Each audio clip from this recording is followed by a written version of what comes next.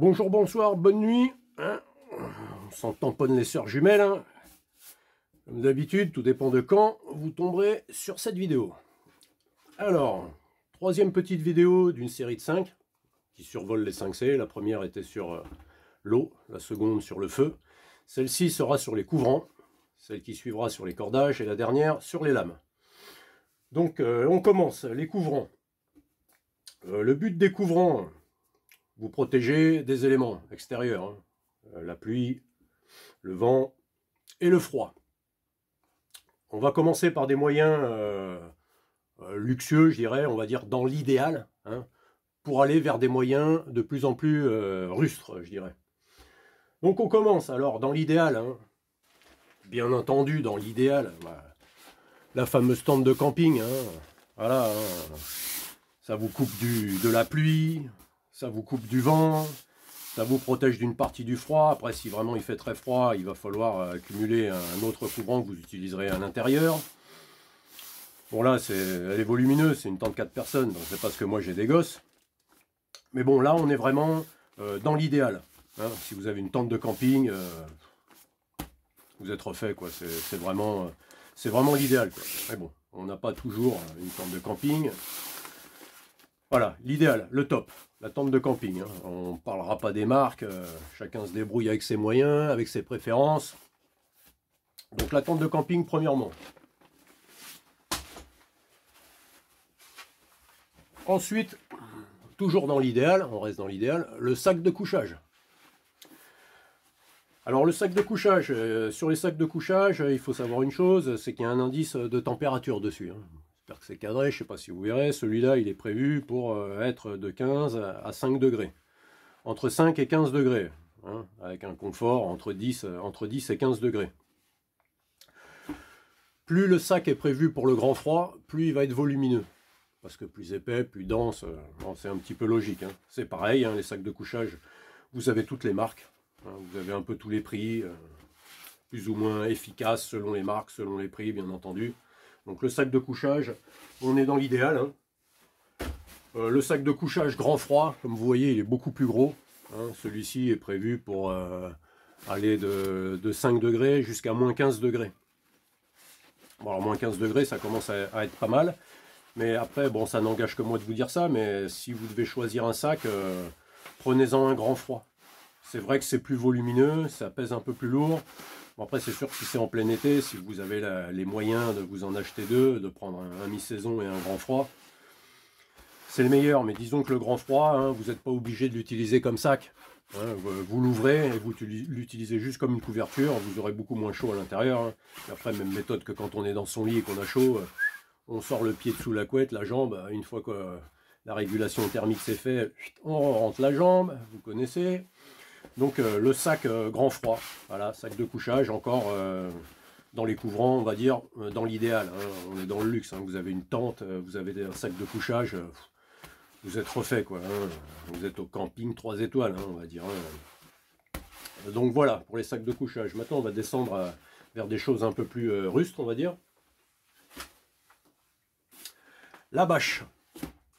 Alors la bâche, c'est impératif dans un sac de survie.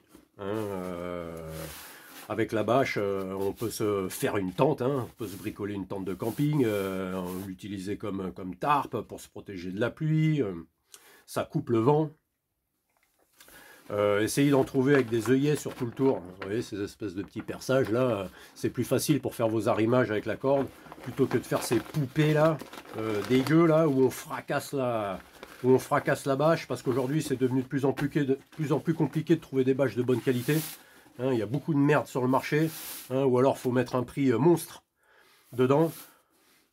La lumière, même la lumière, les UV les dégrade, le froid les dégrade. Durée de vie d'une bâche aujourd'hui, si vous ne mettez pas le prix, laissez-la dehors, vous verrez déjà que l'année prochaine elle commence déjà à se défoncer, quoi. Après il existe les bâches lourdes. Hein, c'est beaucoup plus costaud, mais bon, bâche lourde, dit que c'est lourd à transporter, quoi. Hein. Une grosse bâche lourde, celle-là, elle doit faire 4 mètres par 5 ou 6 mètres par 4, je sais plus. En bâche lourde, c'est impossible à transporter, quoi. Juste la tenir sur les bras, c'est horrible. Et en plus, il va vous falloir des cordages de plus grosses sections pour pouvoir la tendre et tout ça. Donc la bâche, hein, la polyvalence de la bâche, on peut faire énormément de choses avec, hein, et ça protège très très bien.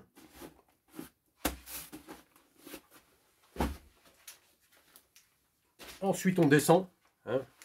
Bon,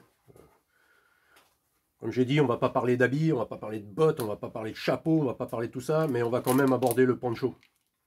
Le poncho fait partie des couvrants, hein, qu'on a en plus, on va dire. On va pas se balader toute la journée avec un poncho. On a quand même l'air d'un con dans un poncho.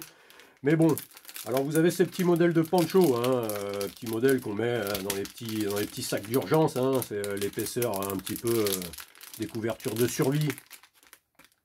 Ça fait très bien le boulot, hein, ces petits ponchos là. Vu qu'il y a un côté argenté, un côté doré, ça ne sert pas qu'à se protéger de la pluie, hein, ça garde aussi la chaleur corporelle. Le poncho, je pense que c'est aussi un indispensable à avoir dans son sac, hein. On respire beaucoup mieux dans un poncho que sous un kawaii. Hein, dans un kawaii, on a vite fait chaud, on transpire, c'est horrible, alors que là, vous avez quand même des bonnes ouvertures sous les bras. Au niveau du col, ça sort aussi, là. On transpire beaucoup moins dans un poncho. Après, vous avez le poncho véritable, hein, en matière cirée, beaucoup plus épais, beaucoup plus costaud, beaucoup plus encombrant, beaucoup plus lourd aussi.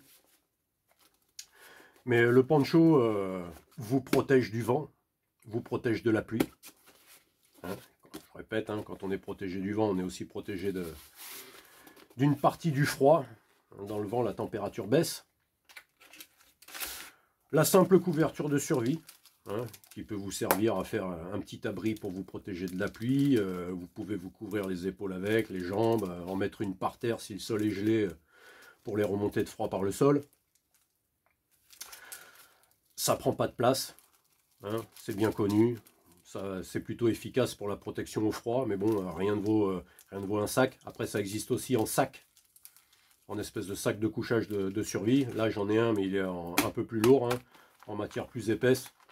On peut s'en servir de couverture, mais c'est aussi un sac. Hein. Le sac, il fait, je crois, il doit faire 1 mètre, 1,90 m de haut sur 60 de large. Donc, on rentre facilement à l'intérieur, on peut s'en mitoufler. On a vite très chaud là-dedans. Ça fait vraiment le boulot, même trop. Hein. Voilà, le sac, moi j'ai ça dans la voiture, parce que ça prend pas de place. Ici, le souci, c'est que dès qu'il y a un petit peu de neige, ils nous ferment les routes et ils en ont rien à foutre que vous soyez sur la route, quoi. Et vous passez votre nuit à dormir dans la bagnole, quoi. Bon, dans la voiture, on est déjà protégé du vent, on est déjà protégé de la pluie.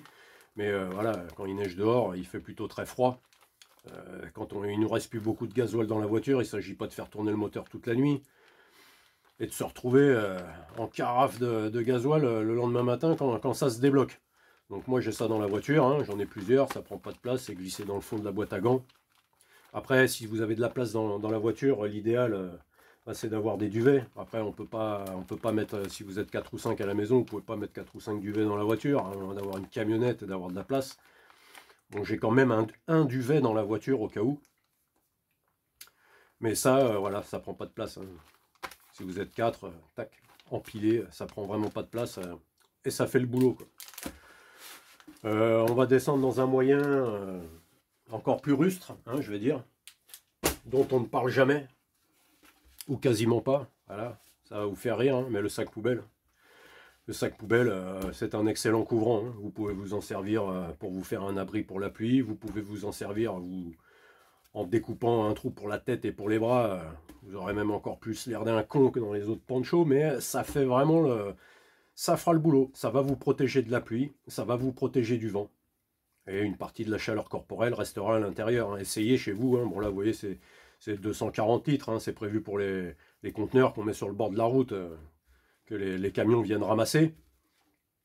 Essayez chez vous. Hein. Mettez-vous dans un sac poubelle 10 minutes, emmitouflez-vous là-dedans et vous verrez qu'il fait vite très très chaud, quoi. Après, ça part le vent. Hein.